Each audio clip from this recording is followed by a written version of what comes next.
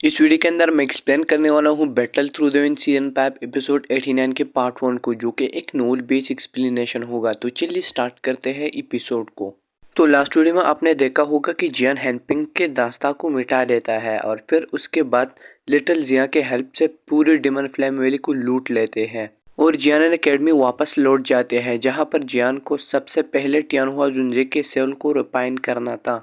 मगर उसी वक्त जियान का बड़ा भाई जूली आ जाता है जल्दी से और जियान से कहता है कि जल्दी जाओ, जूजे यानी लिटिल फेयर डॉक्टर के हालात काफ़ी ख़राब हैं। तो जियान जल्दी से उठ जाता है और अपना 3000 लाइटिंग मूवमेंट को यूज़ करते हुए उस रूम तक पहुंच जाता है। मगर वहां पर फर्स्ट एल्डर सुक्यान खड़े थे। तो जियान उनसे पूछता है लिटिल फेयर डॉक्टर की हालात कैसी है। तो फर्स्ट एल्डर सुक्यान कहते हैं कि अभी के लिए उसके हालात ठीक नहीं है और अंदर तो मैं जा नहीं सकता हूँ क्योंकि उसका पॉइजन चारों तरफ फैल चुका है, जिस वजह से जो भी जिंदा चीज उस पॉइजन में जाता है वो सेकंड के अंदर मारा जाता है। तो जियान जल्दी से भागने लगता है उस रूम की तरफ और लिटिल फेयर डॉक्टर चिल्लाने लगता है और फिर उस रूम के अंदर घुस जाता है और फिर हमें लिटिल फेयर डॉक्टर दिखाई जाती है जो कि बिस्तर में लेटी हुई थी और साथ में उसकी कंडीशन भी सीरियस थी। तो जियान जल्दी से उसके पास जाता है और लिटिल फेयर डॉक्टर के नसों को चेक करने लगता है, जिससे जियान को पता चलता है कि लिटिल फेयर डॉक्टर सीरियस है और उसका पॉइजन सील ओपन हो चुका है। साथ में वो इवल पॉइजन उसके दिमाग के ऊपर धीरे धीरे अटैक करने लगता है। तो थोड़े से टाइम के लिए लिटिल फेयर डॉक्टर होश में आ जाती है और वो देखती है कि जियान उसका हाथ पकड़ा हुआ है। तो वो जियान के हाथ को जल्दी से हटा देती है क्योंकि उसके वुल्फ पॉइजन बॉडी ब्लास्ट होने के लास्ट स्टेज पर थी और वो ऐसा हरगिज नहीं चाहती थी कि जियान को कोई तकलीफ और नुकसान पहुंच जाए। तो जियान उसे रोकने की कोशिश करता है और उससे कहता है कि मेरे पास हेवनली प्लेम्स है और ये पॉइजन मेरा कुछ भी बिगाड़ नहीं सकता है, तो तुम मेरे चिंता मत करो। तो वो जियान को प्यार भरी नजरों से देखने लगती है और जियान के बाहों में अपना सर रख कर उससे कहने लगती है, जियान जब मैं तुम्हारे साथ मिली मैं बहुत खुश हुई। तुमने मुझे जीना सिखाया। जो भी वक्त मैंने तुम्हारे साथ बिताया वो मेरे लाइफ का सबसे लग्जरियस टाइम था। अब मैं प्राउड से मर सकती हूँ और तुम मुझे छोड़ दो क्योंकि मैं नहीं चाहती हूँ कि तुम्हें कोई नुकसान हो। तो ये सुनकर जियान भड़क जाता है और कहता है, अभी तो हम हनीमून पर भी नहीं गए हैं और जब तक मैं तुम्हारे साथ काली रात में अपना मुंह काला नहीं करता हूँ तो मैं तुम्हें मौत के हवाले नहीं कर सकता हूँ। और जियान उसको दिलासा देता है और कहता है कि मैं कोई न कोई जुगाड़ बनाऊंगा, बस तुम थोड़ा सा वेट करो। और वो सोचने लगता है कि वुल्फ पॉइजन बॉडी को कंट्रोल करने में सिर्फ बुद्धिस्ट व लिक्विड की जरूरत नहीं होती, बल्कि एक और चीज भी है और उसका नाम है tier 7 scorpion dragon magical beast का कोर। और अभी तो मामला काफी सीरियस है और मैं कहाँ से उसे ढूंढ लाऊं।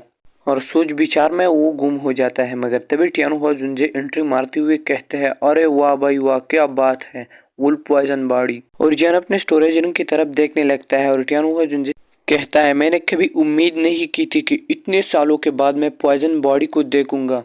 और जियान उनसे पूछने लगता है कि सर जी, क्या आपने पहले वाकई में पॉइजन बॉडी देखी है। तो टियानहुआ जुंजे कहते हैं, हाँ मैं बिल्कुल देख चुका हूँ एक पॉइजन बॉडी। तो टियानहुआ जुंजे कहते हैं, मेरे एक दोस्त थी जिसके पास भी पॉइजन बॉडी थी और मुझे एकदम से सही याद है कि मैंने उसके बॉडी को लास्ट स्टेज में ही बचाया था और साथ में मैंने उसके बॉडी के ऊपर एक सील बनाया था जिसके वजह से वो 2-3 साल तक सरवाइव कर पाई। मगर उसके बाद वो हुआ जो हमेशा की तरह पॉइजन बॉडीज के साथ होता है। इसके बाद टियानहुआ जुंजे जियान को उस फॉर्मेशन के बारे में बताने लगते हैं और उसको सीखने में जियान को बहुत बड़ा टाइम लगता है और लिटिल फेयर डॉक्टर के हालत बद से बदतर हो रहे थे। लेकिन जियान लिटिल फेयर डॉक्टर के पास जाता है और कहता है, मुझे फाइनली एक तरीका मिल चुका है जिसके मदद से मैं तुम्हारे पॉइजन को 3 साल तक सप्रेस कर सकता हूँ। जब लिटिल फेयर डॉक्टर ये सुनते हैं तो खुश हो जाती है और उसके चेहरे पर एक स्माइल आ जाती है। और साथ में जियान ये भी कहता है कि तुम्हारे पॉइजन मुझ पर भी अटैक कर सकती है, इसलिए मुझे सावधान रहना होगा। तो लिटिल फेयर डॉक्टर खफा हो जाती है, लेकिन तभी जियान उससे कहता है कि तुम बिस्तर पर लेट जाओ। तो वो लेट जाती है बिस्तर पर और जियान अपने ग्लेस फ्लेम को बाहर निकालता है और लिटिल फेयर डॉक्टर की सीने में डाल देता है और उसका पॉइजन उसके बॉडी से बाहर निकलता है ग्लेस फ्लेम की वजह से। और साथ में लिटिल फेयर डॉक्टर को इस प्रोसेस में बहुत दर्द हो रहा था। तभी वो अपने फिंगर को अपने दांतों के बीच में दबा लेती है ताकि उसके मुंह से अश्लील अश्लील आवाजें ना निकले, क्योंकि उससे फिर जियान वो करने का सोचेगा, मतलब उसका माइंडसेट भटक जाएगा। और इन दोनों के लिए फर्स्ट एल्डर बेसब्री से इंतजार कर रहे होते हैं। लिटिल फेयर डॉक्टर का दर्द इस शिद्दत तक पहुंच जाता है कि वो अपने फिंगर को इस कदर काटती है कि उससे खून निकलता है। फाइनली जियान लिटिल फेयर डॉक्टर के ऊपर सील बना लेता है और जो लहरी होती है वो लिटिल फेरी डॉक्टर के बॉडी के ऊपर फैल जाती है और पूरी पॉइजन को कंट्रोल करने लगती है।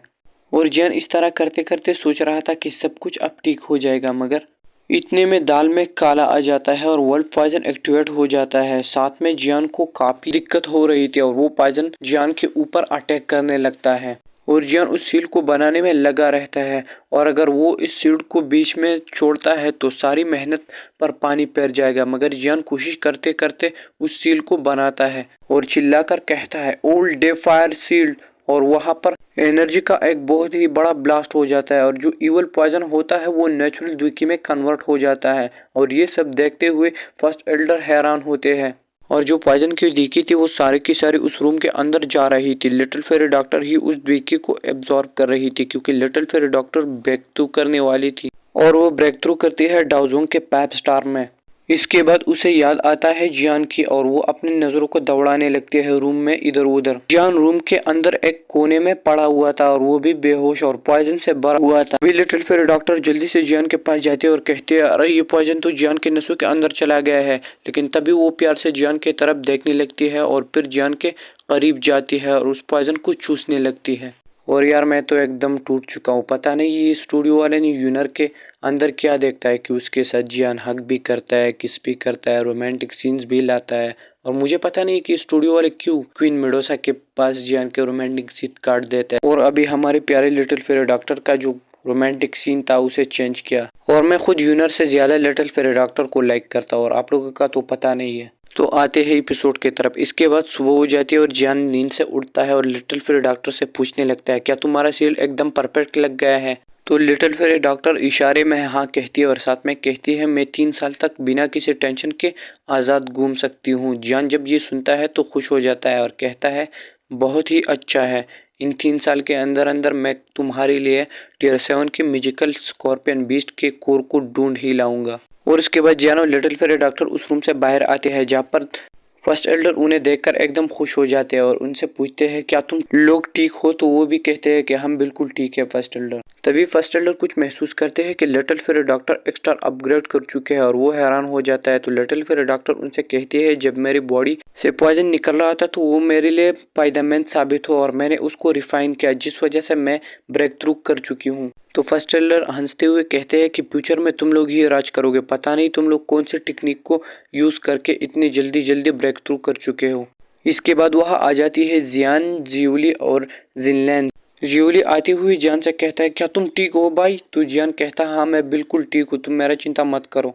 तो ये सुन के जिनलैन भी खुश हो जाती है और जियान से कहता है मैंने तुम्हारे साथ जो प्रॉमिस किया है वो मैं पूरा करके ही रहूंगा, लेकिन सेंट्रल प्लेन्स जाने के पहले मेरे कुछ छोटे मोटे काम हैं, मैं उन्हें सरंजाम देता हूँ और उसके बाद हम बिना किसी टेंशन के जाएंगे सेंट्रल प्लेन्स। इसके बाद सीन कट होके एक पहाड़ के ऊपर आ जाता है जहाँ पर जियान बैठा हुआ होता है और साथ में उसके पास थी लिटिल फेरी डॉक्टर और फर्स्ट एल्डर सुकियान। तो लिटिल फेरी डॉक्टर कहती है अगर आज ये सक्सेसफुली टियर 7 का पिल रिफाइन करता है तो ये सच में एक रिकॉर्ड बन जाएगा। तो फर्स्ट एल्डर कहते हैं हाँ बिल्कुल, अगर ये ऐसा करता है तो सेंट्रल प्लेन्स में भी इसका नाम रोशन हो जाएगा। साथ में लिटिल जियान भी खुश थी और चिल्लाती हुई कहती है जियान से जियान जल्दी जल्दी से पिल को बनाओ, मैं देखना चाहती हूँ।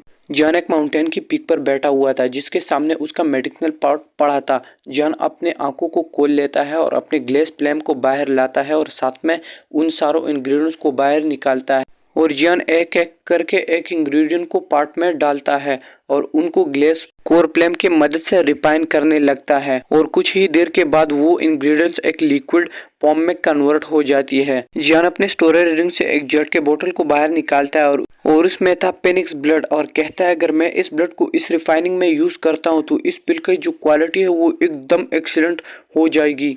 और जियान उस पेनिक्स ब्लड को उस मेडिसिनल पॉट के अंदर डालता है और जैसे वो पेनिक्स ब्लड जाकर उस मेडिसिनल इंग्रेडिएंट से मिल जाता है तो उसके अंदर हलचल होने लगता है और इससे जियान के भी हालात खराब होते हैं और वो महसूस करता है कि आसपास का जो टेम्परेचर है वो भी बदलने लग रहा था।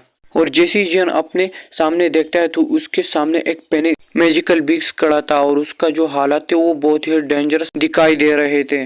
तभी वो जियान के ऊपर जोर से चिल्लाता है जिस वजह से जियान के हालात खराब हो जाते हैं और वो मेडिसिनल पॉट के अंदर भी गड़बड़ होने लगती है। तो लिटिल फेरे डॉक्टर कहते हैं हम जियान की किस तरह मदद करें। तो फर्स्ट एल्डर कहते हैं कि अगर ये फाइट होती तो हम ज़रूर मदद करते, लेकिन ये है एल्केमिस्ट का खुद का पार्ट, तो उसे ये खुद करना होगा। तो लिटिल जिया कहती है कि ये चीज़ दोबारा से आ गया। वो अपने नेल्स को बाहर निकालते और जियान के पास जाते और उस मैजिकल बीस्ट को एक पंच मारती है, जिस वजह से वो नष्ट हो जाता है। और जियान जाकर जियान से कहती है कि ये जो मैजिकल बीस्ट है इसका ब्लड लाइन बहुत ही मजबूत है, इस वजह से ये तुम्हारा कभी भी पीछा नहीं छोड़ेगा। और फिर से वो मैजिकल बीस्ट अपीयर होता है, लेकिन लिटिल जियान अपने सर पर उंगलियां रखती है और अपने ब्लड को बाहर निकालती है और जियान से कहती है कि इस ब्लड को इस पॉट में शामिल करो। मुझे ऐसा महसूस होता है कि मेरा जो ब्लड लाइन है ये इस मैजिकल बीस्ट से ज्यादा ताकतवर है। और जैसे लिटिल जिया का ब्लड जाता है उस मेडिसिनल पॉट के अंदर, तो उससे बहुत लाइटनिंग होती है और वो भी पर्पल रंग की, और इसके प्रेशर की वजह से वो मैजिकल बीस्ट नष्ट हो जाता है। और जो पिन रिपाइन की प्रोसेस थी वो भी एकदम स्मूथ चलने लगती है।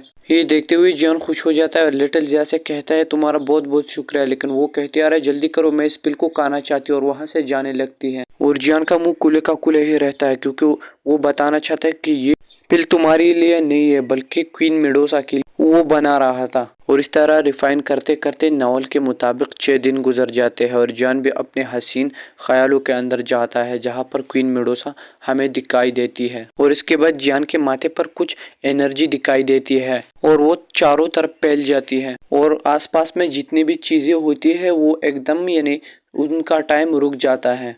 और ये देखते हुए फर्स्ट एल्डर कुछ ज्यादा ही एक्साइटेड हो जाते हैं, जिससे लिटिल फेरी डॉक्टर डर जाती है और पीछे की तरफ जाती है। और फर्स्ट एल्डर कहते हैं जियान तो सोल स्टेज में चला गया है और ये सिर्फ एक लेजेंडरी अल्केमिस्ट ही कर सकता है, और उनका जो सोल पावर होता है वो बहुत ही ज्यादा स्ट्रांग हो जाता है। आसान अल्फाज में कहूँ तो जियान ब्रेक थ्रू कर चुका है अपने टीयर लेवल में, मतलब वो टीयर 6 के अल्केमिस्ट टीयर 7 का अल्केमिस्ट बन चुका है। इसके बाद जियान अपना सोल पावर उस पिल के अंदर मिला देता है और वहाँ का जो एटमॉस्फेयर हो जाता है वो डार्क ही हो जाता है, और ये बात सभी जियान एकेडमी वालों को पता चल जाती है। इसके बाद जियान के सर के ऊपर ब्लैक क्लाउड्स आ चुके थे, जिन्हें देखकर फर्स्ट एल्डर कहते हैं ये लाइटनिंग तभी ही होती है जब टीयर 7 का पिल बनता है। तभी जियान अपने आंखें खोलता है और कहता है मास्टर, जो आपने मुझसे कहा था कि जिस दिन आपका ये चेला आसमान की तरफ से लाइट को अट्रैक्ट करेगा तो तभी मैं चेला बनने का लायक हो जाऊंगा। और मास्टर मैंने आज ये करके दिखाया, काश आप यहाँ होते तो आप मुझ पर बहुत प्राउड करते। और आसमान से लाइटनिंग जियान के ऊपर आ जाती है, तो जियान भी अपने स्टोरेज रिंग से हैवी रूलर स्वॉर्ड को बाहर निकालता है और अपने सेक्सुअल रूलर टेक्निक से उस लाइट के ऊपर हमला करता है, और थंडर का जो अटैक था वो वापस हो जाता है। और इस वजह से थंडर को गुस्सा आ जाता है, जिस वजह से और भी थंडरें आ जाती हैं। तो जियान अपना गॉड सील बनाता है और उस थंडर के ऊपर हमला करता है, और गॉड सील से लाइटनिंग का अटैक नष्ट हो जाता है और लाइट को और गुस्सा आ जाता है, जिस वजह से चारों तरफ थंडर गिरने लगते हैं। जब फर्स्ट एल्डर और जियान के फ्रेंड्स इतनी ज्यादा लाइटनिंग को देखते हैं तो वो अपनी द्विकी को बाहर निकालते हैं, लेकिन जियान अभी भी मुस्कुरा रहा होता है और वो चिल्लाता है अर्थ डेमन पपेट। तभी वहां पर जियान के पीछे से एक पपेट बाहर निकलता है और सीधा जाकर लाइटनिंग से लड़ने लगता है, और लाइटनिंग के जितने भी अटैक होते हैं उन्हें नष्ट करता है, और स्पेस में बहुत बड़ा क्रैक आने लगता है। और ये जो पपेट था ये इतना भयानक था कि आसपास के लाइटनिंग को भी एब्जॉर्ब करता है।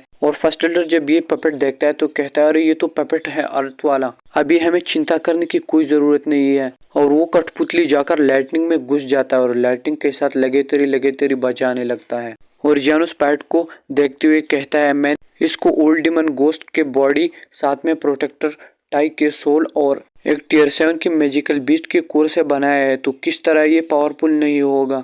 इसके बाद जियान फिर से बैठ जाता है उस पिल को बनाने में, और इस तरह करते करते जियान फाइनली रिफाइन करता है टीयर 7 की पिल को क्वीन मेडोसा के लिए। और जब पिन रिफाइन होता है तो आसपास का टेम्परेचर भी नॉर्मल हो जाता है, और जियान कहता है बस मेरी क्वीन मेडोसा ठीक हो जाए और कुछ नहीं चाहिए।